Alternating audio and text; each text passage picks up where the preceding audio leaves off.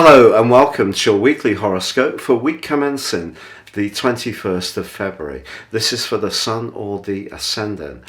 What I'm going to do is give you a broad overview of what this week holds, but please stay with me. I will then dive deep to give you in forensic detail each of the 12 zodiac signs and the key dates and influences relevant for each one. Now this week begins with the Sun getting more established in the sign of Pisces. Here already we have the traditional ruler of Pisces, Jupiter, and Neptune. Now Neptune is also the co-regent of this sign too, and is going to be particularly influential this week because it's forging a sextile to both Mars and Venus on Wednesday and Thursday respectively. Now they're very enabling links. Venus and Mars continue their loving in the sign of Capricorn, which can be very good if we're trying to sort of get a greater sense of the substance of key relationships, or in a more practical business sense, because the sign of Capricorn very much about the real world.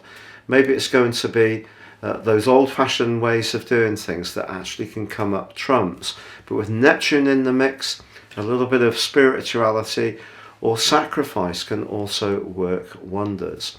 Now, the passage of the Sun through Pisces is preparing us for the start of the new astrological year, which will be on the 20th of March, and we have the vernal equinox. So this period we're in now is a time when we have an opportunity for us all to really reflect on what the last year has meant. But the sign of Pisces can be very giving, it can be very sacrificing, but also it has a counterpoint.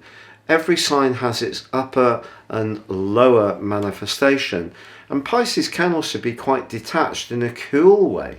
I think that's often missed. It does have that potential, as well as the potential to embrace healing, physical or emotional, the more spiritual dimension, and also to look at any way that we can learn lessons from all the progress the Sun has made through the previous 11 zodiac signs. So there's a lot for us to gain at this particular juncture. Now on Wednesday of this week we have a quarter moon. The moon is actually transiting. It starts the day in Scorpio, but then moves into Sagittarius and then gets into a square with the Sun. One of the things about the 9th, 12th house quarter moon is that it can amplify the sensitivities of a situation. And Sagittarius energy is, very upbeat, but it's obviously governed by Jupiter, just like Pisces is.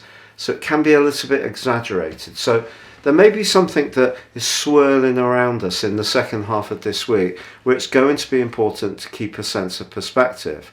This is reinforced further still because Mercury, having returned to the sign of Aquarius, is clashing in an abrasive way with Uranus. Our nervous system may take the hit on this, and it may be a bit more difficult to sleep in the second half of this week if we go too much up in our head. So that's where the more healing energies of Pisces is something that we can gain a lot from. So a great time to engage in any kind of therapeutic treatment, or to swim, or to visit a spa, or to have a massage. Any kind of healing and soothing way of embracing life will help us to deal with some of the strains this week, but also to enjoy some of the magic of the sign of Pisces. So please stay with me for your in-depth forecast. But if you are new to my channel, I would be grateful if you would subscribe. Please click or tap on the bell notification symbol. I'm nearly at that 100,000 subs mark. So after all the illnesses that I suffered over many years, it's great to be back on the front foot, and it would be great to have you with me. Also, if you'd like to get your free daily written horoscope fired to your device each morning, you can subscribe by clicking on the link beneath this video.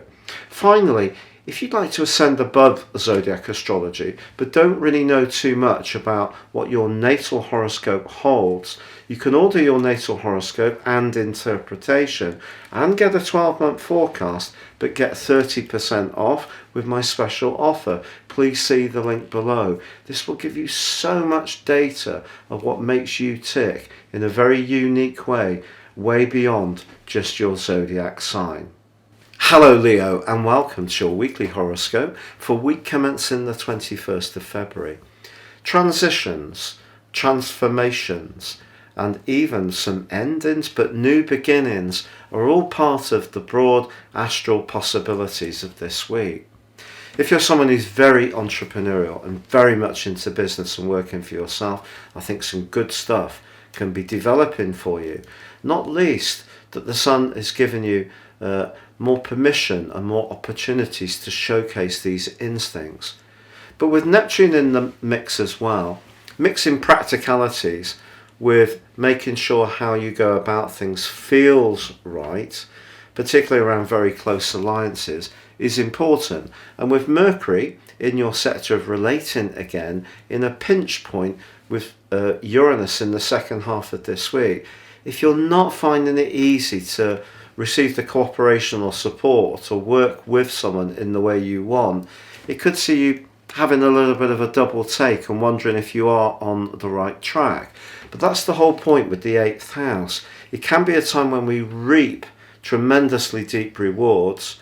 It can be a time when we become much more conscious of not being fulfilled, because the 8th house is so psychological. So some kind of psychological transformation may be part of what you're needing to go through in order to reach a prize. But if you are trying to juggle your finances, listening to your instincts is just going to be as important as actually going through the more functional side of what you need to do. Now, the quarter moon this week also suggests that when it comes to intimacy, especially a romantic intimacy, you need to feel that someone is as invested in the relationship as much as you. If you feel they aren't, that can also make you think again. But then again, you may feel that someone's being too clingy and that doesn't give you the space to breathe.